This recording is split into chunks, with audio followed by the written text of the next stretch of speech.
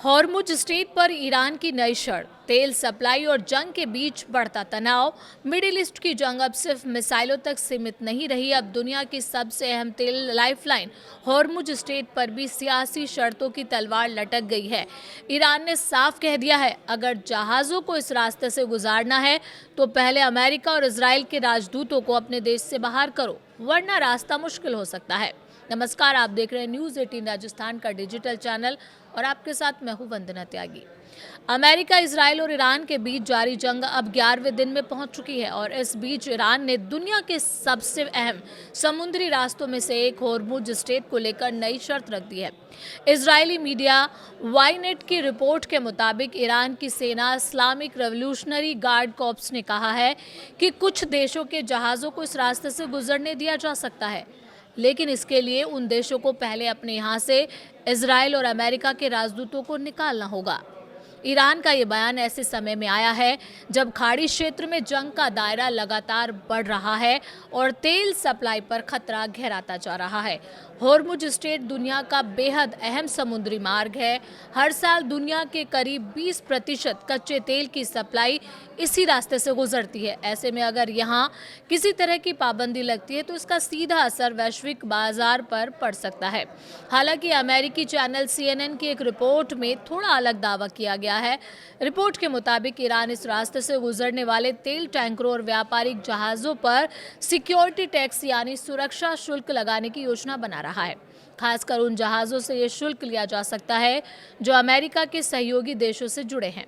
एक ईरानी अधिकारी के हवाले से कहा गया है कि मौजूदा हालात में दुनिया में तेल की कीमतों पर नियंत्रण काफ़ी हद तक ईरान के हाथ में है और अमेरिका को इंतजार करना होगा कि ईरान आगे क्या कदम उठाता है।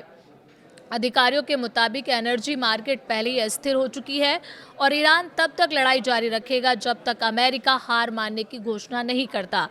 इस बीच ईरान के विदेश मंत्री अब्बास अगारची ने कहा है कि अमेरिका और इजराइल का ईरान के खिलाफ चलाया गया युद्ध असफल हो चुका है। उन्होंने कहा कि उनकी पहली योजना फेल हो गई है और अब जो दूसरी योजनाएं आजमाई जा रही हैं वो भी सफल नहीं हो पाई हैं। अरागची ने आरोप लगाया कि अमेरिका और इजराइल के पास इस युद्ध के लिए कोई स्पष्ट लक्ष्य नहीं है और इसी वजह से वो रिहायशी इलाकों पर भी हमले कर रहे हैं। उनके मुताबिक ईरान के ऊर्जा ढांचे को निशाना बनाने से वैश्विक बाजार में तेल की कीमतें तेजी से बढ़ी है। ईरान के उप विदेश मंत्री काजम गरीबाबादी ने भी दावा किया है कि मौजूदा जंग में ईरान का पलड़ा भारी है और ये ईरान ही तय करेगा कि ये युद्ध कब खत्म होगा। उन्होंने कहा कि अगर अमेरिका और इजराइल सीज फायर चाहते हैं तो पहले उन्हें ये भरोसा देना होगा कि वो दोबारा हमला नहीं करेंगे और अपनी कार्रवाई की जिम्मेदारी स्वीकार करेंगे। वहीं ईरान के सर्वोच्च नेता के विदेश नीति सलाहकार कमाल खराजगी ने कहा है कि अमेरिका के साथ अब बातचीत की कोई गुंजाइश नहीं बची है।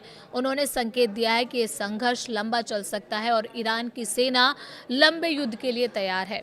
जंग के मैदान में भी तनाव लगातार बढ़ रहा है। ईरान के इस्लामिक रेवोल्यूशनरी गार्ड कॉर्प्स ने दावा किया है कि उसने इराक के कुर्दिस्तान क्षेत्र में स्थित अमेरिकी सैन्य ठिकाने हरियर एयरबेस को निशाना बनाते हुए 5 मिसाइलें दागी हैं। हालांकि इस हमले से हुए नुकसान की अभी पुष्टि नहीं हुई है। दूसरी तरफ सऊदी अरब और कुवैत ने दावा किया है कि उन्होंने ईरान की तरफ से भेजे गए कई ड्रोन को हवा में ही मार गिराया। सऊदी अरब के रक्षा मंत्रालय के अनुसार देश के ऑयल रीजन में 2 ड्रोन गिराए गए, जबकि कुवैत की नेशनल गार्ड ने उत्तर और दक्षिण क्षेत्र में 6 ड्रोन को नष्ट किया।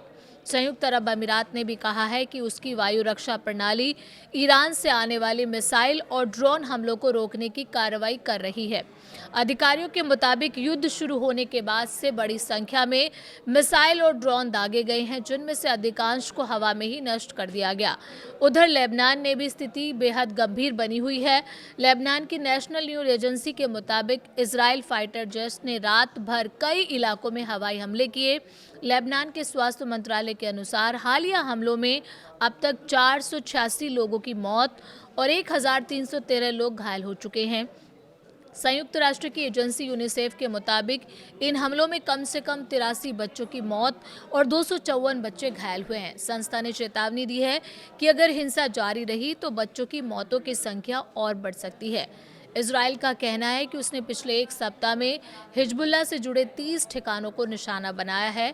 इजराइल के मुताबिक इन स्थानों का इस्तेमाल हथियार खरीदने और लड़ाकों को भुगतान करने के लिए किया जा रहा है। वहीं हिजबुल्लाह ने दावा किया है कि उसने दक्षिण लेबनान में इजरायली सैनिकों पर घात लगाकर कई हमले किए और 3 मरकवा टैंकों को निशाना बनाया। इस बीच अमेरिका के राष्ट्रपति डोनाल्ड ट्रंप लगातार कड़े बयान दे रहे हैं। उन्होंने चेतावनी दी है कि अगर ईरान ने होर्मुज स्ट्रेट से तेल की सप्लाई रोकने की कोशिश की तो अमेरिका ईरान पर 20 गुना ज़्यादा ताकत से हमला करेगा। ट्रंप ने दावा किया है कि युद्ध शुरू होने के बाद से अमेरिका और इजराइल ने मिलकर ईरान के 5000 से ज़्यादा ठिकानों पर हमले किए हैं। उनके मुताबिक अमेरिकी सेना ने ईरान के करीब 80% मिसाइल लॉन्चर और कई सैन्य ठिकानों को नष्ट कर दिया है। उन्होंने ये भी कहा कि अमेरिकी नौसेना अब तक ईरान के 46 युद्धपोतों को डुबो चुकी है। हालांकि ईरान ने इन दावों को झूठा बताते हुए कहा है कि अमेरिका अपनी हार छिपाने की कोशिश कर रहा है और ईरान की मिसाइल ताकत पहले से ज़्यादा मजबूत है। इजरायली टीवी चैनल 12 की रिपोर्ट के मुताबिक इजराइल ने तेहरान में कुछ परमाणु प्रयोगशालाओं पर भी हवाई हमले किए हैं। ये प्रयोगशाला ईरान के परमाणु कार्यक्रम से जुड़ी मानी जाती हैं।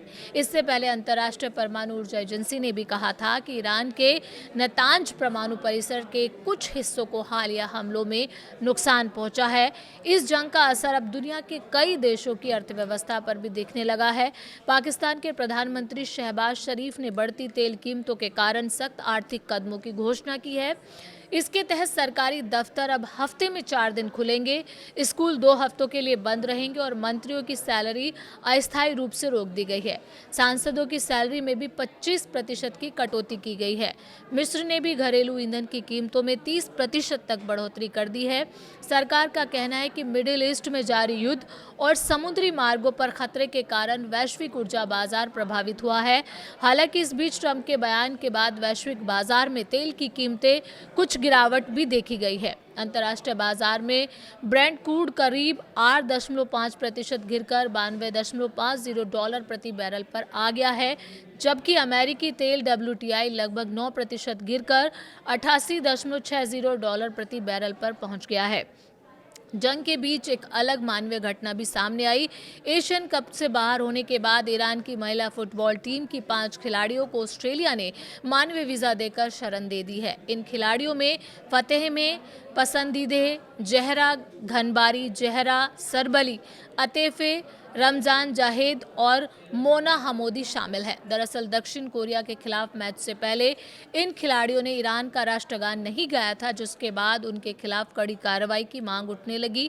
खिलाड़ियों की सुरक्षा को लेकर चिंता बढ़ने पर ऑस्ट्रेलिया सरकार ने उन्हें मानवीय वीज़ा देने का फैसला किया। इस पूरे घटनाक्रम के बीच सबसे बड़ा चिंता का विषय अब भी होर्मुज स्ट्रेट बना हुआ है।